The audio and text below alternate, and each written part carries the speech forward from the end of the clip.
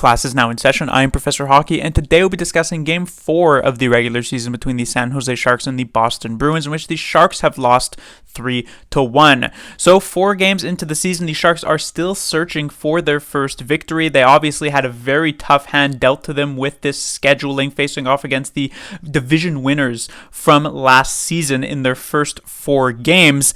And it's another game in which the Sharks only managed to score a single goal, and yet it did end up holding some positives. There are some positives to take out of the Sharks' performance here tonight. In the first 3 games of the year against Vegas, Colorado, and Carolina, besides some brief moments in the game against the Golden Knights, the Sharks primarily played in the defensive zone, giving up tons and tons of shots on net, really only having the game against the Avalanche with Mackenzie Blackwood standing on his head, the opportunity for the Sharks to gain a single point there in the shootout loss. But here tonight, something to actually build on moving forward, and considering the Sharks will have a much easier schedule, or not a much easier schedule, it's still going to be a pretty tough October, but an easier schedule starting into the next game, it's possible that they can take those building blocks and perhaps get their first win of the season sooner rather than later.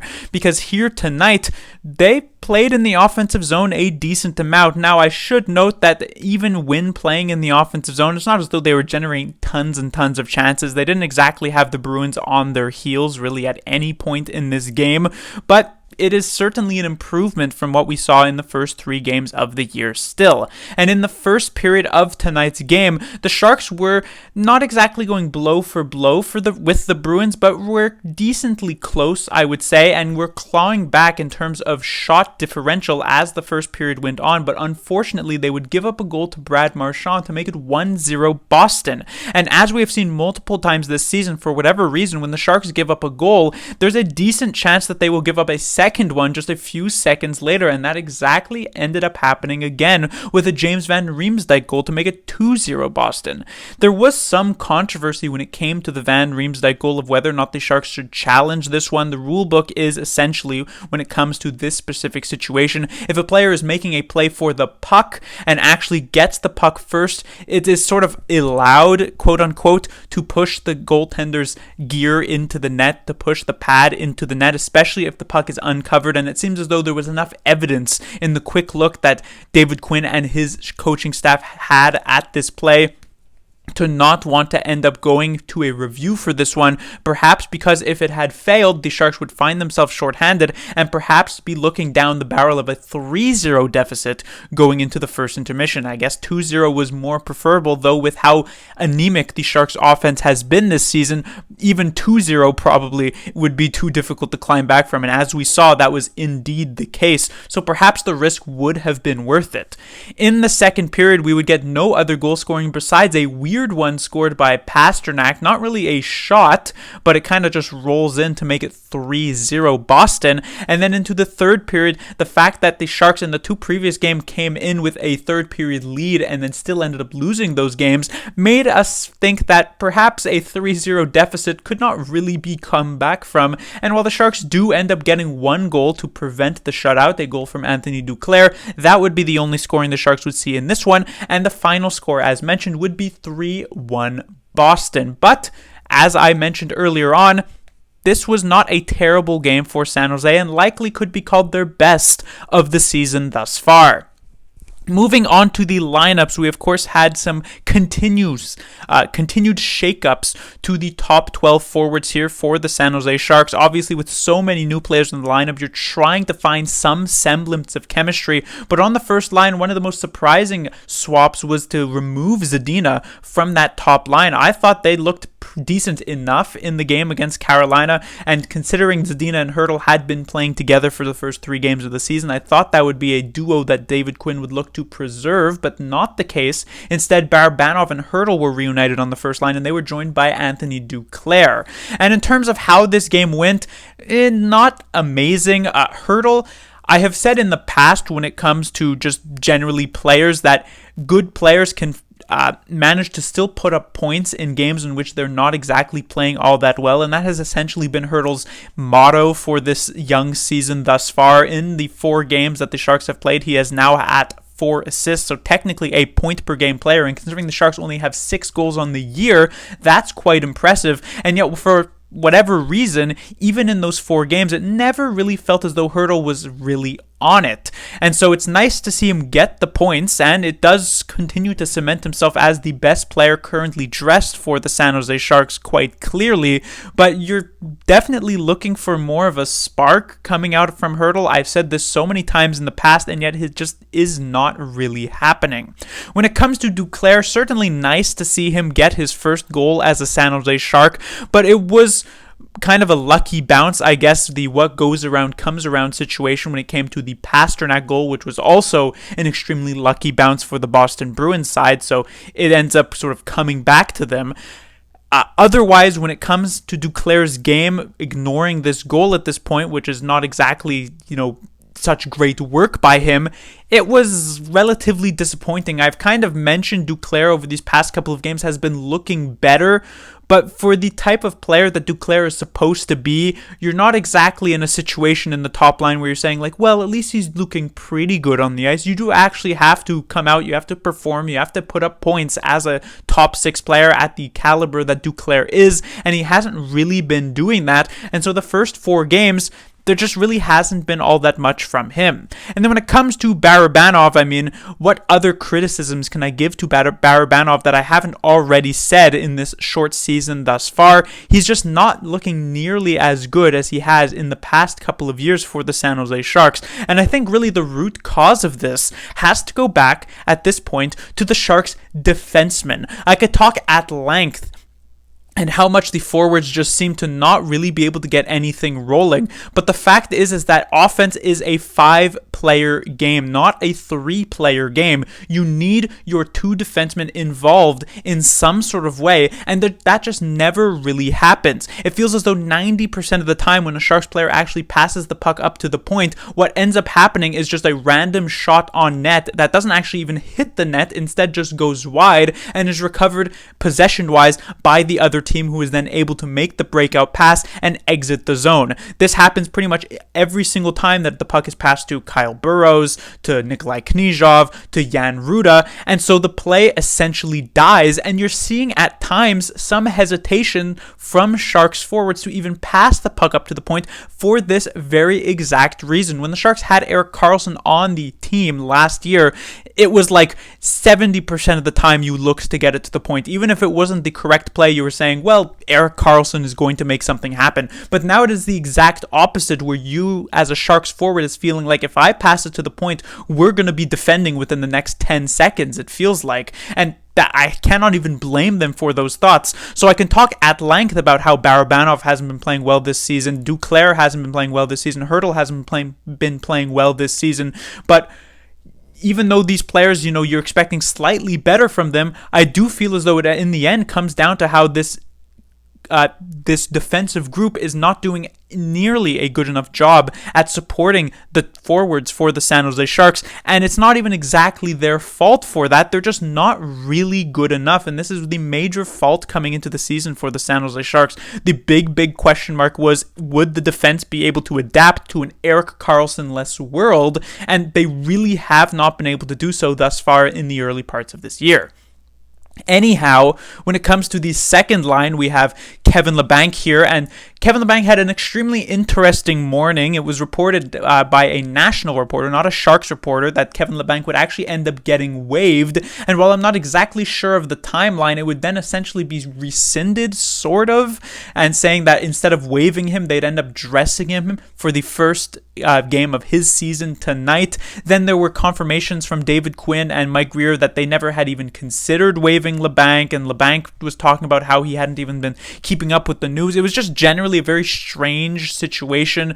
Usually the national news doesn't really pay much attention to the San Jose Sharks, especially since they are a very bad team at this point, so there isn't really much of a reason to. So it's a bit odd that the one time something is really mentioned, it ends up being completely wrong. But anyhow, even with this, perhaps where there's smoke, there's fire, so you were likely looking for Labanc to have at least a pretty good game, and I thought he did rather well.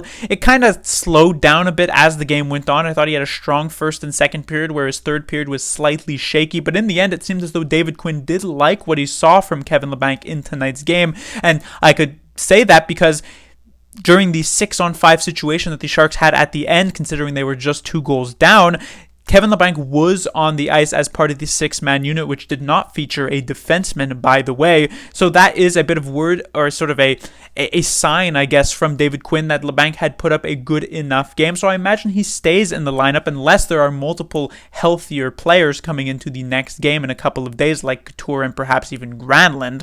Labanc should be able to maintain that lineup spot.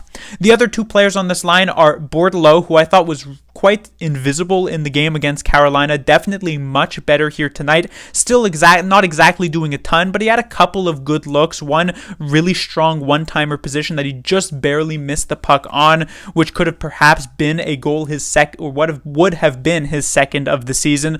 But just generally a solid game there. And Zadina as well gets the bit of a demotion from the first line to the second line and didn't actually end up playing, if I'm not mistaken, in those final couple minutes in the 6-on-4 situation, or 6-on-5 situation that eventually became the 6-on-4 situation.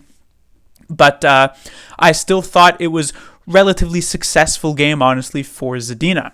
When it comes to the third line, I thought this was a bit of an awkward grouping. Eklund joined by Cunnin, the center for this line, as well as Hoffman. And the reason I find this to be an awkward grouping is that both Cunnin and Hoffman kind of fill similar roles. And so you're kind of putting a lot of pressure and burden onto William Eklund to really drive this line forward. And it just felt as though there wasn't really much support for Eklund. As I mentioned earlier on, the passing to the defense is pretty much just like a recipe for disaster when you're a San Jose Sharks forward at this point in this season. And the thing is that both Cunnin and Hoffman are relatively stagnant in the offensive zone, and so you're kind of watching Eklund have to really draw up his own plays. There were a couple of moments in this game where he held the puck for a good 10, 15 plus seconds, just completely by himself, and obviously some fault does have to go to Eklund. Perhaps he needs to be able to open up those lanes a bit better, but definitely some faults have to go to the other four players on the ice who couldn't even get into an open lane while Eklund is managing to hold this possession for so long. And so I don't really like this third line situation for the San Jose Sharks. When we did see Eklund actually on in that 6-on-5 at the end of the game, he looked significantly better when playing with much better players. And then when it comes to the fourth line, Smith and Zetterlund as wingers, I've been impressed with this season. Here tonight, I thought they were just okay. Not terrible, not amazing, but I do want to call out in particular Nico Sturm, who I thought had a very good game, was not always playing with the fourth line. It's not as though every single shift was with Smith and Zetterlund. At times he found himself on the ice, in particular with William Eklund, and I thought those were some of the best times that for both Sturm and Eklund throughout this game when they were on the ice at the same time. So definitely a strong game for number 7. Then when it comes defensively, we have Ferraro and Burrows continuing to be paired together. Ferraro had a pretty strong game, certainly a general improvement, as I've mentioned time and time again from last season. Really his major issue last year was his defensive awareness and his tendency to overcommit to plays where there was no need to overcommit to, and he seems to have very much ironed out those issues. Obviously still there's not really much offense coming from Ferraro. Certainly had a lot of shots towards the net and on net, but not exactly the most offensively generated type of shots there, but defensively, I guess a positive for him and for Kyle Burrows as well. On the second pairing, we have Knyzhov and Ruda. Knyzhov ends up winning out in the race against Henry Thrun for this 6th spot. We saw Shemek get waived and Henry Thrun get sent down to the minors, which was a bit of a surprise after the strong performance he had put up against Carolina, but it seems as though David Quinn prefers Knyzhov because, as we saw in this game, while the Sharks on the power play ran at first a 5-forward unit, the second power play unit did still feature one defenseman, which was previously Henry Thrun, but now is Nikolai Knyzhov, which I found to be a very awkward choice considering the one full season that Knyzhov has played in the NHL, which technically still wasn't a full season. It was the 56-game season. Knyzhov found himself paired frequently with Erik Karlsson, and while that wasn't a very good year for Karlsson offensively, he's still a strong offensive player, and yet Knyzhov put up very little points and goals in that particular season, so he's not the most offensively inclined player, and yet kept getting the opportunity there for whatever reason. So I thought at times Knyzhov was on a bit of a different wavelength from the rest of the team, but I guess generally it was not a terrible game for him. And the same could go for Jan Ruda, who ends up taking a puck to the face at some point. He's having a bit of bad luck with some of these plays. We also saw him get dragged down by a stick to the back of the neck a couple of games ago. So he's been getting a bit of the rough end of things, and he hasn't been all that great for the San Jose Sharks thus far in his short stint with the team. But I guess this was a slightly positive game for him. And then when it comes to the third pairing, we of course have the return of Marc-Edouard Vlasic to the lineup. Vlasic, I guess you could say, is also a bit of a replacement for Henry Thrun, ends up winning out on that spot, which is not a surprise considering the veteran sort of, priority there given by David Quinn. But I mean, I can't really say that this was a good game for Vlasic because it really wasn't. I thought also Benning looked particularly off here tonight for the San Jose Sharks. A couple of really awkward plays for Benning for sure. Vlasic, it's hard to really say many positive words about Marc-Edouard Vlasic's performance thus far this season. And so if I were the coach, I would have Henry Thrun at least getting opportunities above Vlasic, but I just don't know if that's really going to happen at this point.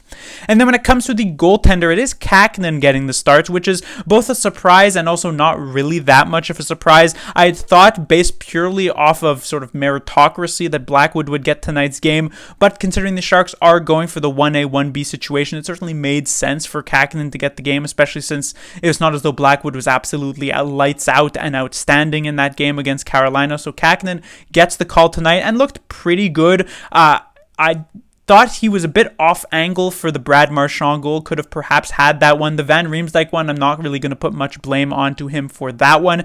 The Pasternak goal could honestly go either way because it looks so awkward how it slowly rolls into the net and Kähkönen reacts late to that. You would think that this is a really, really bad one for Kähkönen, but at the same time, it was almost such a weird situation that it's difficult for Kähkönen to have been able to read it well.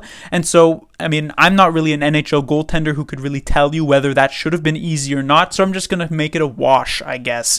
But when it comes to the following game on Saturday against Nashville, who will get the start? Honestly, I'm not entirely sure. I'm leaning towards Blackwood, but you never know. That will do it for this review. The Sharks will be back in action on Saturday. As I said, they'll be facing off against the Predators, so finally an easier team for the San Jose Sharks. That's not to say the Nashville Predators are any slouch. They're still pretty good, perhaps even a playoff team this season, but compared to the first 4 games that the Sharks have played, this is a decent opportunity for the Sharks to finally find their first win of the season. Class dismissed.